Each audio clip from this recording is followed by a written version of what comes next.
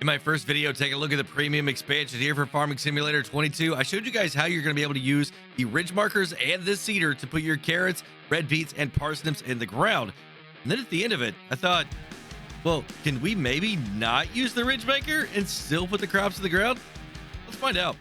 How's it going, everybody? Driver53 here, and today we're going to be doing a little bit of a test, seeing if we could put crops in the ground without having to use the new ridge markers. Now we've got carrots, parsnips, and red beets, and I want to see if I can actually put in some different ground statuses right here. So I've used some different equipment to rip up the ground. I've got plowing right here. Over here, I've got a power harrow. This is one of the brand new pieces of equipment that comes with the DLC. You can see this one right here. This is the Bednar. Is really interesting piece of equipment. It's like a power harrow, and then it's also like a cultivator right here. For the third one, I used a disc harrow, and this is going to be a shallow cultivation process. And for this one, I used the Farm It Softer 11. This is a brand new piece of equipment available in the premium expansion here.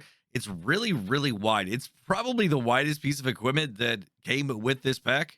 And for the last one right here, I did a regular base game cultivator. This is also a shallow cultivation, but it is a base game piece of equipment you can see right here. So now what I'm going to do is see if I can actually put any seeds in the ground. So I've got it here. I'm going to go ahead and lower it down. We're going to go ahead and turn it on, and I'm just going to start driving. Let's see if it'll actually do it, if our volume goes down. And yes, we are getting ridge mark, or not ridge marks, but we are getting the ground status to change. We're getting a little bit of a different type of row here. I mean, it's very similar to like base game, like you're actually using a regular seeder, but it is separated out a little bit, kind of like rows.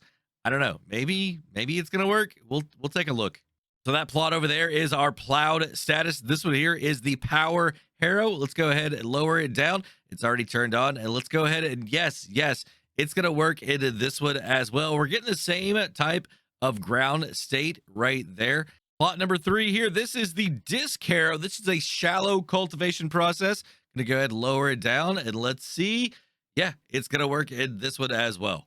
And here's plot number 4, just a regular cultivator, but it is shallow as well.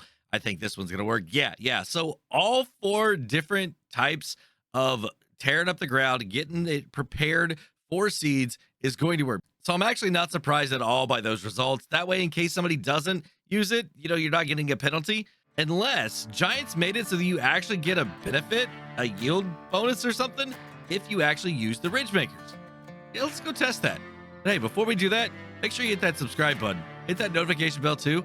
And while you're waiting on that future video, go and check out one of these 2 right here.